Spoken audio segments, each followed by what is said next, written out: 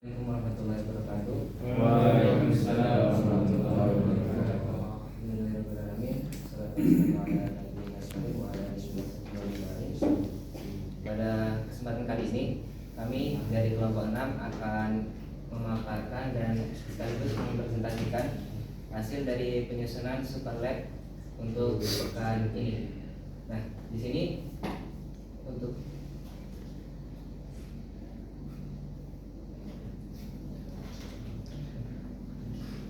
penyusunan super labnya, karena materi utama kita ngambil di tunnel, jadi untuk desain topologi kami membagi jadi dua jaringan.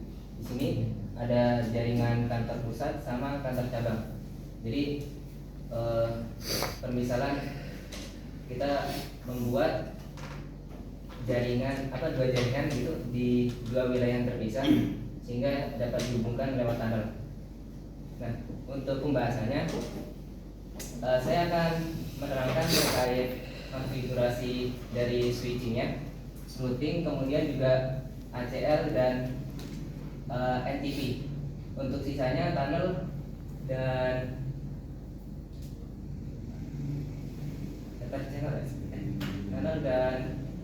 renat itu nanti akan dijelaskan oleh rekan saya Abdullah. Baik, saya akan masuk ke pembahasan yang dasar, yaitu konfigurasi dari switchingnya. Nah, di sini untuk jaringan kantor cabang itu kami konfigurasikan switching seperti biasa ya. Di sini kami atur untuk jalurnya mode tang, kemudian kami buat dua jaringan VLAN 40 dan 50 sesuai dengan IP yang tertera. Kemudian untuk di kantor pusat, di sini kami menambahkan ether channel di jalur switch pusat 1 dan pusat 2. Ya, pusat 1 dan pusat 2. Karena untuk trafik dari sini kami menggunakan ether channel itu untuk meningkatkan bandwidth ya. Karena dari setiap DNS server ya, VLAN itu kami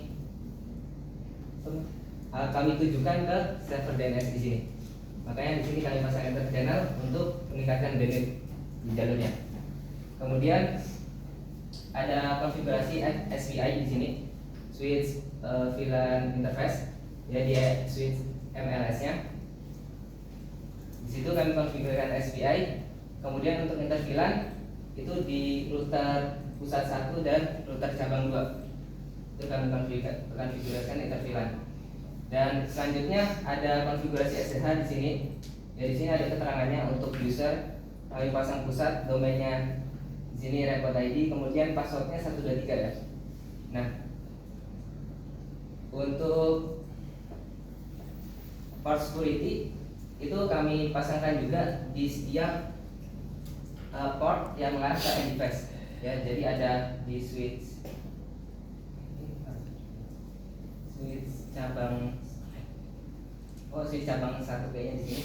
Kemudian ada switch akses pusat sama pusat 1 kayaknya. Pusat 3 atau 1 sama pusat yang sini. Kemudian selanjutnya ada konfigurasi NTP di servernya. Sini kami konfigurasikan NTP. Ya. Untuk port security kami konfigurasikan cuma di switch yang mengarah ke server down. Jadi kami konfigurasikan mode shutdown untuk melindungi port yang mengarah ke servernya. Seperti itu. Nah, sisanya itu kami pasang di ACP untuk memberikan IP secara otomatis ke klien-klien yang ada. Seperti sini di MLS kami pasangkan di ACP untuk VLAN 1020. Kemudian ada di ACP VLAN juga di sini di router pusat 1 untuk VLAN 30 dan di sini di router cabang 1 untuk VLAN 40 sama 50. Mungkin itu untuk pembahasan konfigurasi dari saya. Selanjutnya akan dipaparkan oleh rekan saya.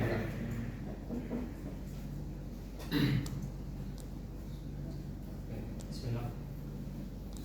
Saya lanjutkan ya. Sini saya konfigurasi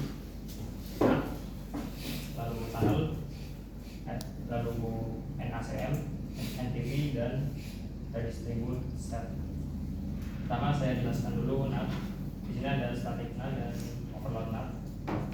Yang pertama overload NAT tuh saya pasang di router pusat 1 dan router cabang 1, yang mana dua router ini terhubung ke internet. Lalu static NAT saya pasang di router pusat 1. Apa tujuannya? Tujuannya supaya laptop publik yang ada di atas bisa mengakses server yang ada di lokal pusat. Lalu selanjutnya ada NACL. NACL ini saya terapkan pemblokiran ping menuju server DNS dari semua lokal VLAN 10, 20, 30, 40 dan sampai 50. Lalu selanjutnya NDP saya konfigurasikan hanya di yang ada di routing, yaitu adalah pusat, router cabang, dan router cabang. Selanjutnya adalah redistribute tunnel. Di sini saya konfigurasikan tunnel di router pusat 1 dan router cabang 1. Lalu itu redistribute static saya jalankan di router pusat 1 dan router cabang 1 juga. Tujuannya supaya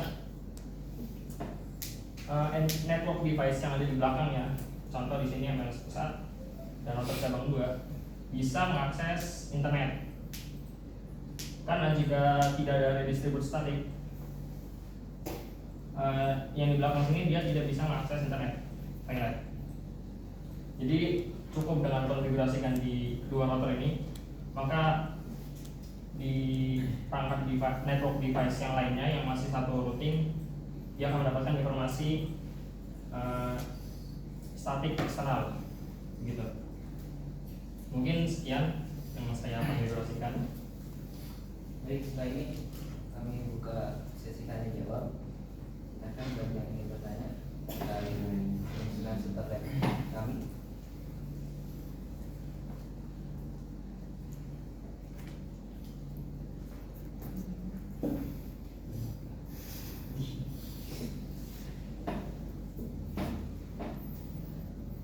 Di router pusat 1 sama router cabang 1 di redistribute static.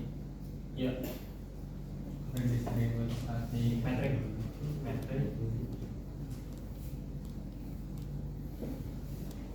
yang di redistribute, yang di konfigurasi static root itu yang mananya?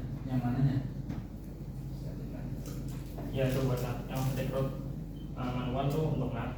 Terus kalau yang redistribute static itu untuk belakangnya ini. Sebenarnya saya awalnya pakai static root juga di sini. Cuman supaya tidak manual, saya terapkan saja di sini. Jadi informasi dari redistribute itu disebarkan melalui EJRP dan MLS, dan router cabang 2 bisa mendapatkan informasi tersebut. Ini tujuannya kan untuk menghubungkan yang jaringan belakang ini ke internet. Ya.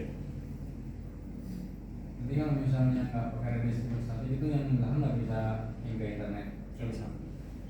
Kalau misalnya diterapkan default root di sini untuk tunnelnya akan down. Seperti yang Jadi tunnelnya itu nanti tunnelnya dimasukin ke static root. tunnelnya dimasukin ke EJRP. Cuman yang konfigurasi static rootnya itu tidak saya lakukan. Sebenarnya ini kita buat konfigurasi default rootnya. Jadi kan kemarin itu pas kita konfigurasi default root buat NAT, itu yang tunnel nggak masuk, gitu. Makanya kami coba buat nambahin default rootnya di sini. Nah ternyata network yang di belakang itu bisa masuk, gitu. Terus kemarin itu Abdullah sempat cari-cari gitu, cari yang lebih efisien. Ternyata ada redistribute static namanya. Jadi cukup dipasangkan satu di router pusat ini, nanti seluruh jaringan di belakang bisa masuk.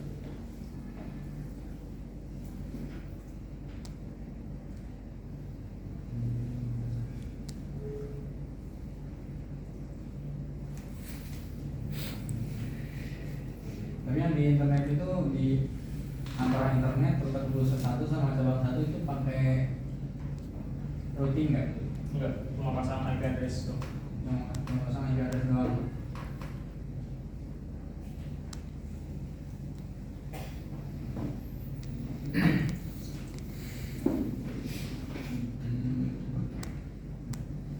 Karena hanya pasang IP address, akhirnya yang di router pusat satu dipasang NAT statik ya kan, dari arah laptop publik, terus baru itu di statik Ke sini. setelah itu dia distribusi statik itu tadi. Enggak, beda. Dari distribut statiknya ini saya masukkan ke EJRP-nya.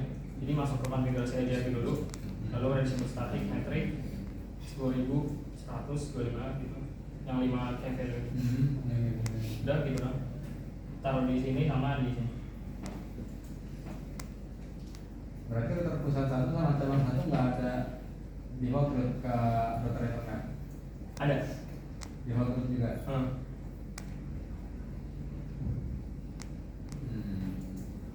Makanya ini ya, yang belakang habis ya.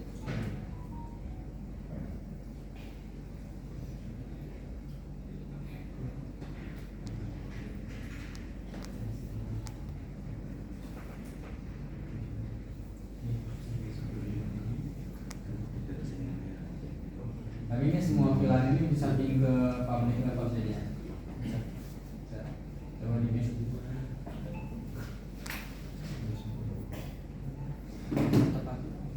Bisa. Kalau dari luar ke dalam belum. Coba di YouTube.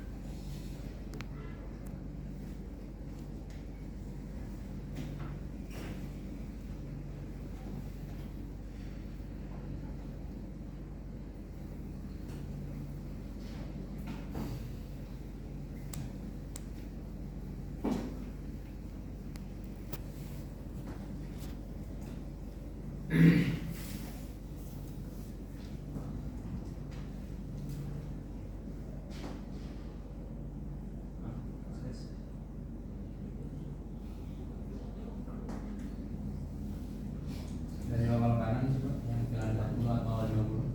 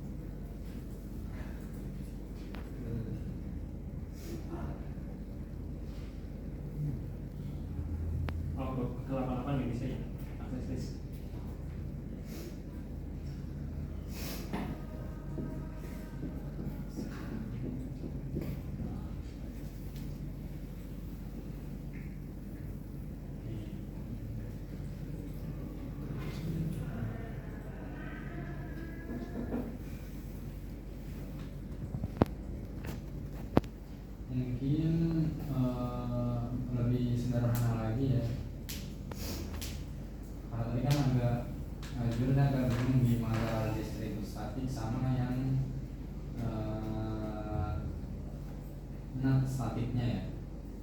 Kalau untuk NAT statik dari arah internet ke dalam itu biasanya juga kepikiran gitu, biar yang atas bisa ke server kan. Tapi bisa diping nggak dari pabrik ke web? Kalau ping nggak bisa, kalau Oh, akses iya. webnya bisa. Akses webnya bisa. Bisa, tapi ada konfigurasi web server ya. Web server iya sekalian di nanti ini ya. Ayo coba boleh dicoba akses.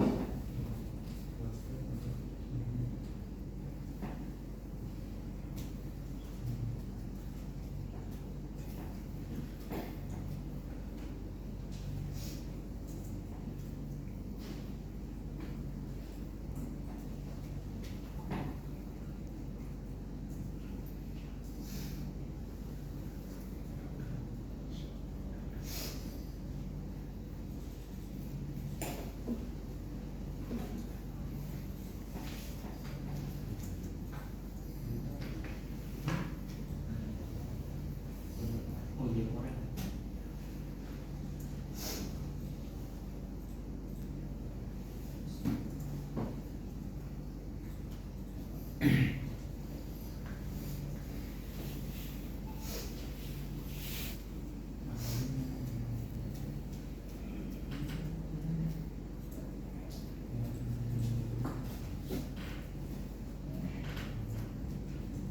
Jadi mungkin bisa lebih sederhana lagi kalau misalnya yang di internet itu kan ada 3 network ya, ada network 1110, 2220 sama 3330. Itu mereka semua di routing pakai dynamic route. Udah coba pakai dynamic route belum di router internet? Belum ya? Karena biar kayak simulasi real life gitu kan, kita nggak tahu routingnya si internet. Tapi kan routing di internet itu kan pasti terhubungkan semuanya. Ya, jadi memang mungkin sebelumnya nggak bisa dipilih karena emang yang di router internetnya ini dia nggak kegapai sama yang di belakang. Iya. Ya.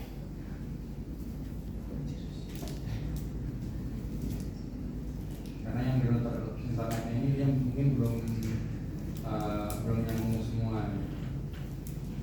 Makanya dia dari belakang nggak bisa nggak nyampe sana sampai ke atas.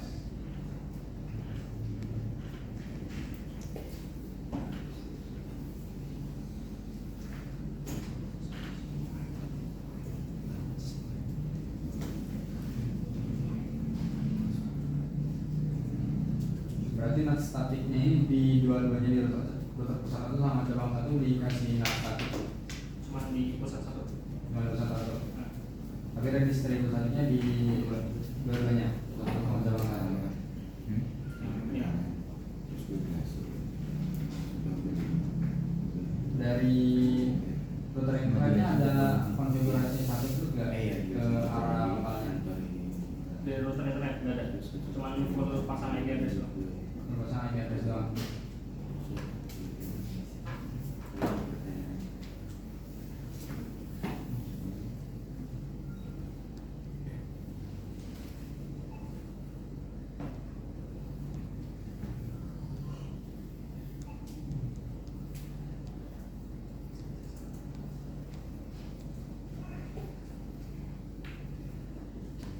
Tapi di foldernya masih ada di pusat satu sama cabang satu. Oke.